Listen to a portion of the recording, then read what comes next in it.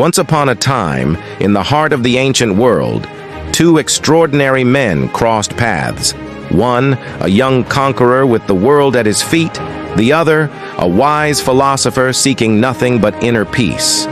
This is the story of Alexander the Great and Diogenes, whose brief encounter would leave a lasting impression on history. Alexander, the king of Macedonia, had already become a living legend by the time he set out to conquer the world. His army had marched from Greece to Persia, defeating every foe in their path. His ambition knew no bounds. With the heart of a lion and the mind of a tactician, Alexander was determined to create an empire that would stretch from the east to the west. He had wealth, power, and fame beyond imagination. But there was one thing Alexander didn't have: contentment. One day, after a particularly hard-fought battle, Alexander entered the city of Corinth. The people greeted him with open arms, celebrating him as a hero. As always, his victory was complete. But even in his glory, there was a strange emptiness in his heart. He was curious about something different, something beyond war, riches, and conquest. He had heard tales of a peculiar philosopher who lived on the outskirts of the city, a man who seemed to defy the norms of society, a man named Diogenes.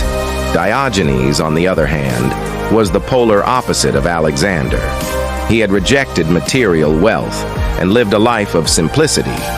He owned nothing but a cloak, a cup, and a barrel, which he used as his shelter. He believed that happiness didn't come from riches or power, but from living in harmony with nature and desiring nothing more than what one needed to survive.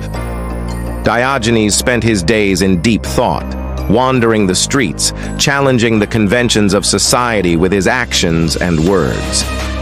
Many thought he was mad, but those who listened closely to his words found a profound wisdom.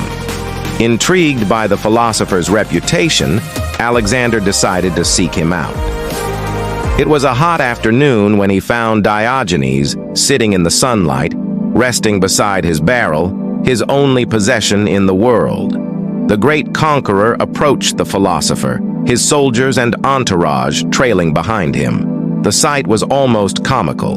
A man who had conquered empires standing before a man who owned nothing but his thoughts. Without hesitation, Alexander greeted Diogenes. "I am Alexander, king of Macedonia and ruler of the known world. I have heard of your wisdom and came to meet you," he said, his voice filled with pride. Diogenes barely glanced at Alexander. He was in the middle of enjoying the warmth of the sun and seemed unimpressed by the presence of the mighty king. There was no awe in his eyes, no fear, no admiration, just calm indifference. Slightly taken aback by the lack of reaction, Alexander continued, "I am the most powerful man on earth. I can give you anything you desire. Simply ask, and it shall be yours." Now Diogenes turned to look at Alexander, his face calm and thoughtful. After a moment of silence, he smiled and said, "There is only one thing I desire, Alexander." Alexander leaned in, expecting a request for gold, land, or even power. But what Diogenes said next caught him completely off guard. "Move a little to the side," the philosopher said. "You are blocking my sunlight." For a moment, Alexander was speechless. The silence between the two men was palpable. The great king, who had the power to reshape the world, had been asked for the simplest of things. No gold, no palace, no favors, just to step aside.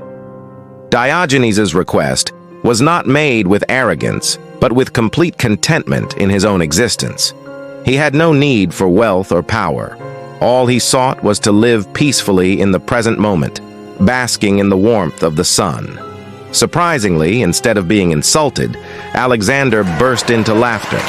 There, standing before a man who had rejected all worldly possessions, he felt a strange sense of admiration.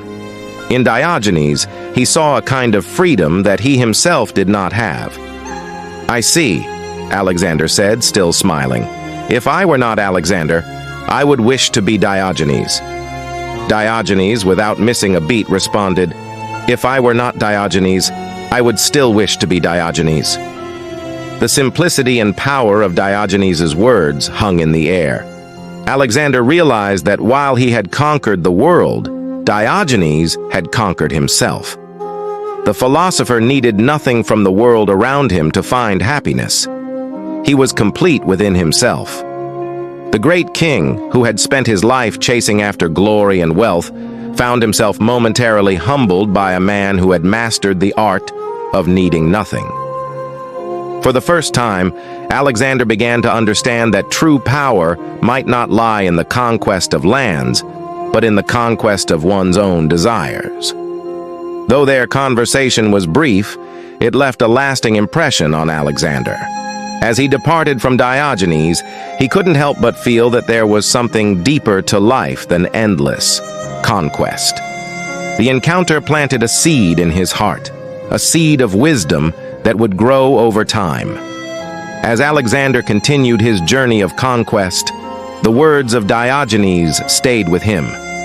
He had learned that no matter how vast his empire grew, inner peace and contentment were far more elusive and perhaps far more valuable than any kingdom he could ever conquer. Years later, when Alexander lay on his deathbed, having conquered much of the known world, he would remember the philosopher in the sun.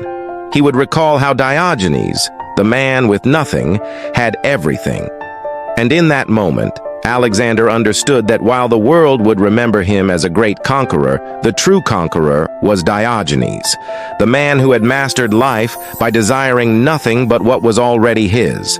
This story simply teaches us that true power and happiness come not from conquering the world, but from mastering one's desires and living in harmony with oneself.